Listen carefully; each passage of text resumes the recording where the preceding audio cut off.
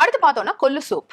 கொள்ள வந்து வேக வச்சு தண்ணியை மட்டும் எடுத்துட்டு கொள்ளு வேக வைக்கும் பொழுது 2 பல்லு பூண்டு போட்டு வேக வச்சிடுங்க. வெந்த உடனே அந்த தண்ணியை மட்டும் எடுத்துக்கோங்க.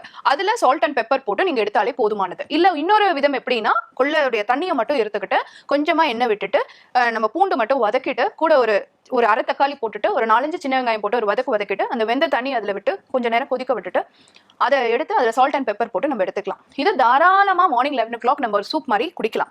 இந்த கொள்ளு சூப்புக்கான ப்ராப்பர்ட்டி என்ன அப்படின்னு பாத்தீங்கன்னா, ஒண்ணு உங்க ரத்தத்துல இருக்கக்கூடிய இப்ப ரத்தமே வந்து பாத்தீங்கன்னா சில பேருக்கு எண்ணெய் மாதிரி இருக்கும். அந்த அளவுக்கு ரத்தத்தினுடைய அடர்த்தி அதிகமா இருக்கும்.